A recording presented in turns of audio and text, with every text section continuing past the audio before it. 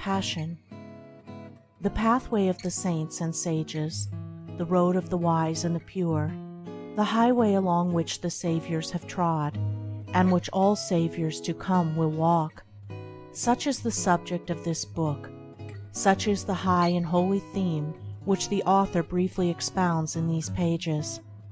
Passion is the lowest level of human life. None can descend lower. In its chilling swamps and concealing darkness creep and crawl the creatures of the sunless world. Lust, hatred, anger, covetousness, pride, vanity, greed, revenge, envy, backbiting, lying, theft, deceit, treachery, cruelty, suspicion, jealousy. Such are the brute forces and blind, unreasoning impulses that inhabit the underworld of passion, and roam devouring and devoured in the rank primeval jungles of the human mind. There also dwell the dark shapes of remorse, pain, and suffering, and the drooping forms of grief, sorrow, and lamentation. In this dark world the unwise live and die, not knowing the peace of purity, nor the joy of that divine light which forever shines above them and for them. Yet it shines in vain so long as it falls on the unseeing eyes which look not up, but are ever bent earthward, fleshward. But the wise look up. They are not satisfied with this passion world. They bend their steps towards the upper world of peace, the light and the glory of which they behold, at first far off, but nearer and with ever-increasing splendor as they ascend. None can fall lower than passion, but all can rise higher. In that lowest place where further descent is impossible, all who move forward must ascend. The ascending pathway is always at hand, near and easily accessible. It is the way of self-conquest. He has already entered into it who has begun to say nay to his selfishness, who has begun to discipline his desires, and to control and command the unruly elements of his mind. Passion is the arch-enemy of mankind, the slayer of happiness, the opposite and enemy of peace. From it proceeds all that defiles and destroys. It is the source of misery, and the promulgator of mischief and disaster.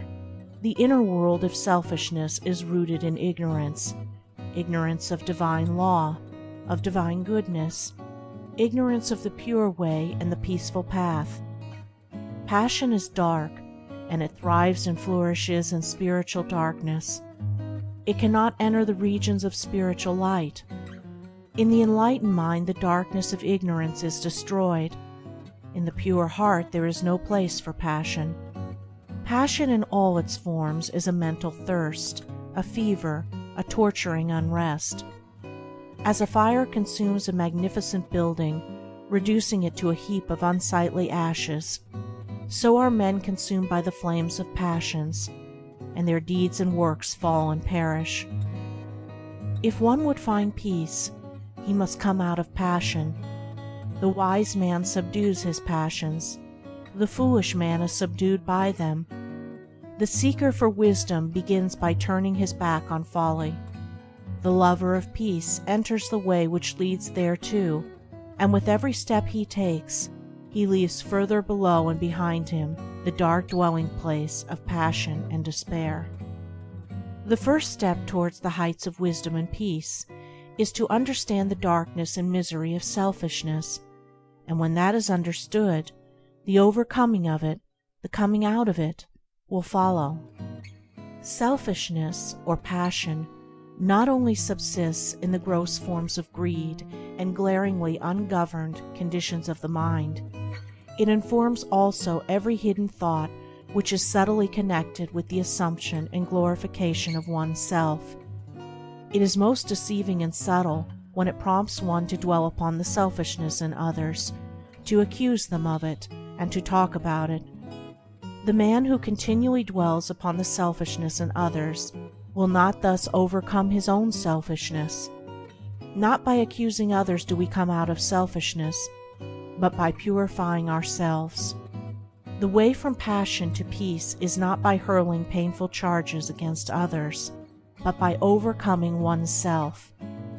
By eagerly striving to subdue the selfishness of others, we remain passion-bound. By patiently overcoming our own selfishness, we ascend to freedom. Only he who has conquered himself can subdue others, and he subdues them not by passion, but by love. The foolish man accuses others and justifies himself, but he who is becoming wise justifies others and accuses himself. The way from passion to peace is not in the outer world of people. It is in the inner world of thoughts. It does not consist in altering the deeds of others.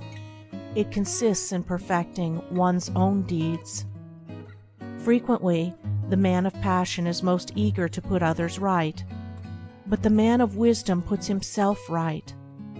If one is anxious to reform the world, let him begin by reforming himself.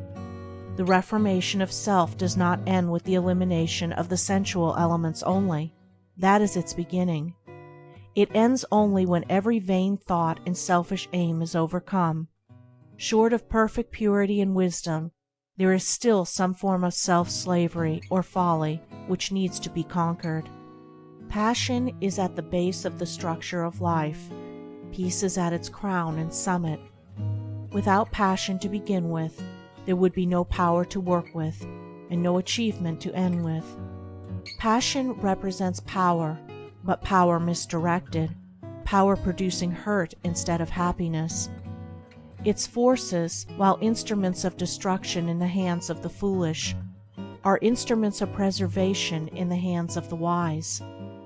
When curbed and concentrated and beneficially directed, they represent working energy. Passion is the flaming sword which guards the gates of paradise.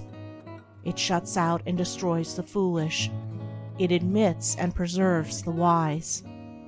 He is the foolish man who does not know the extent of his own ignorance, who is the slave of thoughts of self, who obeys the impulses of passion. He is the wise man who knows his own ignorance, who understands the emptiness of selfish thoughts, who masters the impulses of passion. The fool descends into deeper and deeper ignorance. The wise man ascends into higher and higher knowledge. The fool desires, suffers, and dies. The wise man aspires, rejoices, and lives. With mind intent on wisdom and mental gaze raised upward, the spiritual warrior perceives the upward way and fixes his attention upon the heights of peace.